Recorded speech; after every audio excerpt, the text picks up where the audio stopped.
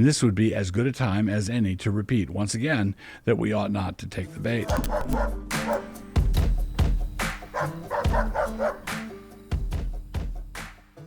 Introduction. Somehow, someway, the results of the Maricopa election audit will become public soon. The news is likely to make a splash, provided someone doesn't reinvade Afghanistan to keep the news from making a splash, and so I thought we ought to prepare ourselves for that splash.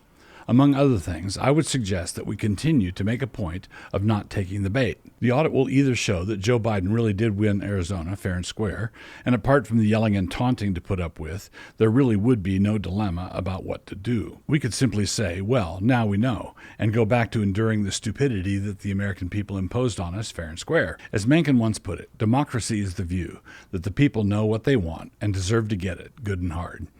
The other option, the one I suspect will be before us, is that we will discover that Trump actually did win Arizona. And then the dilemma appears.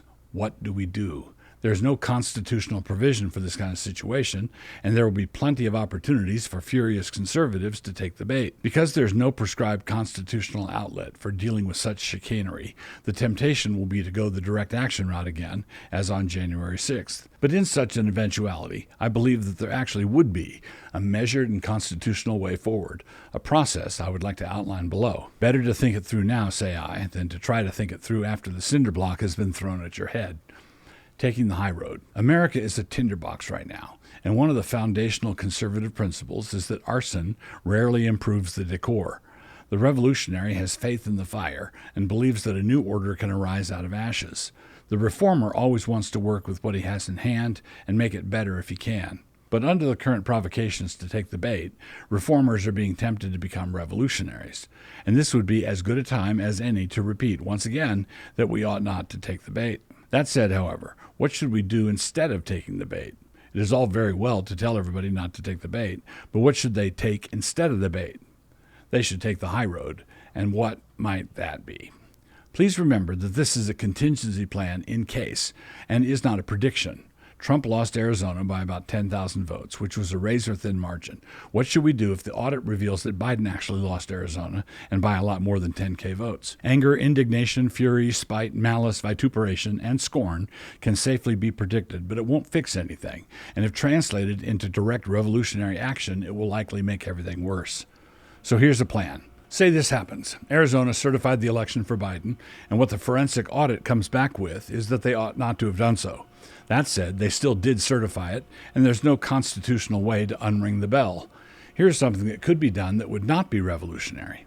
Arizona, going into the Trump column, would serve as the indictment on some of the other states that were also dodgy: Georgia, Pennsylvania, Michigan, and Wisconsin.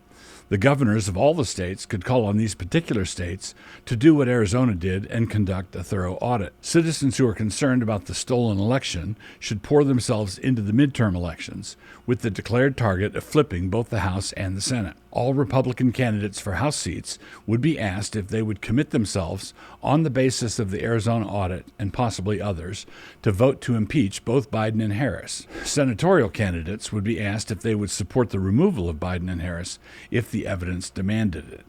If only Arizona has found that significant fraud took place, then Biden and Harris would be impeached because of that particular high crime. The national election was not determined to have been stolen, but the Arizona election was, and that would be sufficient. Attempting to steal the presidency is right up there with actually doing so. And even if they claimed it was done by some low-level flunky without their knowledge, they still profited from the fraud and fought tooth and nail to keep the fraud from being uncovered.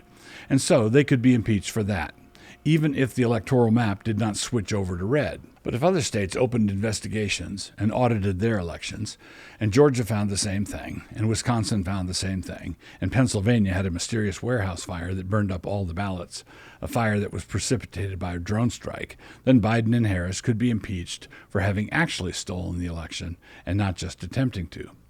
Nobody would be able to impeach anybody unless the Republicans took the House.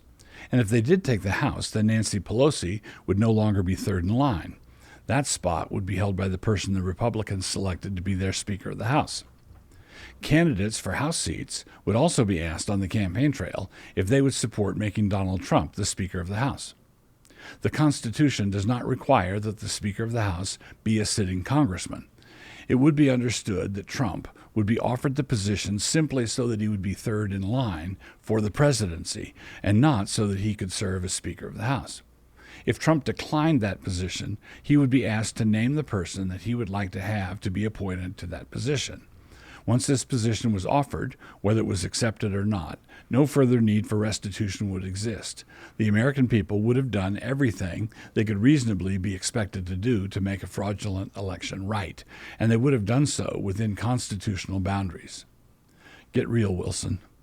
I'm not saying this as a diehard Trump supporter. To review, I did not vote for him in 2016, was persuaded by his record of judicial appointments to vote for him in 2020, and was genuinely dismayed by some of the things he did after the election, using Mike Pence as something of a human shield.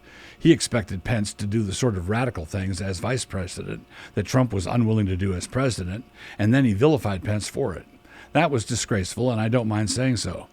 But be that as it may, if Trump won the presidency, or if the Biden campaign is found guilty of major electoral fraud, then Trump should be offered the presidency again. And this would be a legal, orderly, constitutional way to do it. But despite the fact that this would not be a revolutionary thing to do, everything about it would be copacetic and quite in order, it would be treated by our establishment like it was the worst threat to constitutional order that ever blighted one of Thomas Jefferson's nightmares. It would not be a rerun of January 6th. It would not be playing into the hands of a corrupt establishment. It would not be taking the bait. And it would be kind of fun to do, if only to be able to watch YouTube clips of MSNBC commentators spitting scorpions over it. But that would not be the main motive. We were not put into this world for pleasure alone.